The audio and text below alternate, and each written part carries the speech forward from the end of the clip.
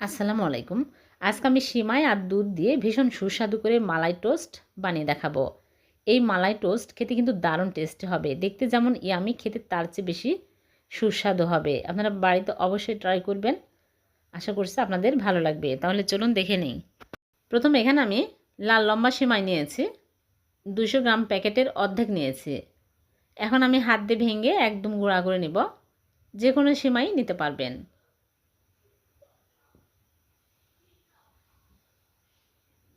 ভালো করে গুঁড়া করে নিতে হবে।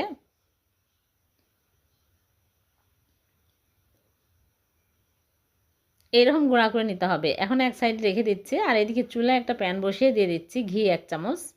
ঘি যখন নেড়েচেড়ে গরম হয়ে যাবে তখন আমি সিমাইগুলো দিয়ে দিব।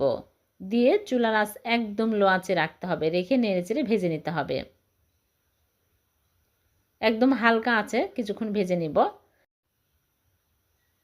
তারপরে দিয়ে দিচ্ছি বাদাম। এখানে কাঠবাদাম আর কাজু বাদাম কুচি করে 1 টেবিল চামচ দিয়ে দিলাম।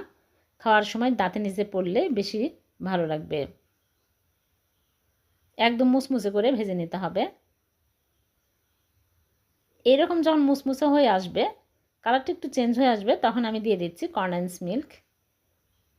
অবশ্যই কনডেন্স মিল্ক দিবেন, তাহলে বাইন্ডিংয়ের কাজ করবে। এখন আমি ভালো করে নেড়েচেড়ে নিব। এখানে 3 টেবিল চামচের মতো লেগেছে। নেড়েচেড়ে একদম আঠালো করে নিতে হবে।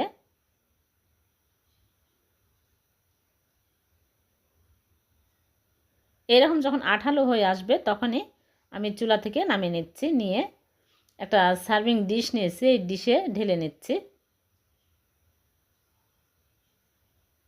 সবগুলো ঢেলে তারপরে চেপে চেপে নিব, সমান করে নিতে হবে এরকম করে। সমান করে নিলাম। এখন আমি এক সাইডে রেখে দিচ্ছি। আর এদিকে একটা বাটিতে নিয়ে নিচ্ছি লিকুইড দুধ। ঠান্ডা হাফ কাপ দুধ নিয়ে নিচ্ছি। আর দিয়ে দিচ্ছি কাস্টার্ড পাউডার 2 চামচ। দিয়ে ভালো করে মিশিয়ে নিব। তারপরে আরও টেস্টি করার জন্য গুঁড়া দুধ দিয়ে দিলাম 1/4 কাপ। দিয়ে ভালো করে মিক্স করে নিতে হবে। মিশানো হয়ে গেলে আমি এক সাইডে রেখে দিচ্ছি। আর এদিকে আবারও চুলা প্যান বসিয়ে দিয়ে দিচ্ছি লিকুইড দুধ 2 কাপ।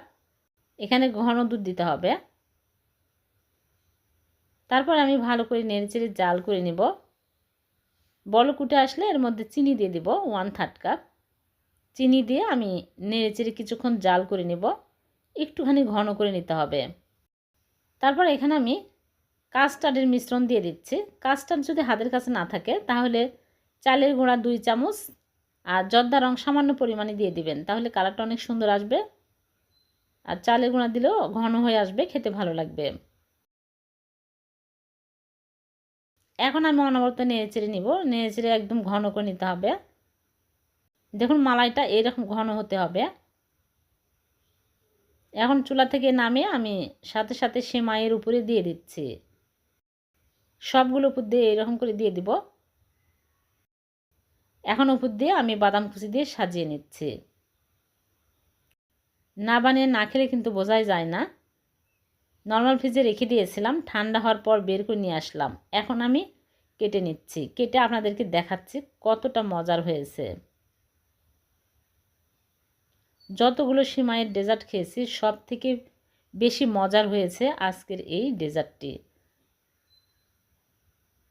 হয়ে গেল ভীষণ টেস্টি মালাই টোস্ট। সিমাইয়ের মালাই টোস্ট নাম দিয়েছে, খুবই মজার হয়েছে। আমি কেটে দেখাচ্ছি। ভিডিওটি যদি ভালো লেগে থাকে লাইক কমেন্ট শেয়ার করতে ভুলবেন না, অন্যকে দেখার সুযোগ করে দিবেন। আর এরকম সহজ নতুন নতুন রেসিপি পেতে চ্যানেলটিকে সাবস্ক্রাইব করে চ্যানেলের সাথে থাকবেন। আবারও দেখা হবে এরকম নতুন কোনো রেসিপিতে। সে পর্যন্ত ভালো থাকবেন, সুস্থ থাকবেন। আল্লাহ হাফেজ।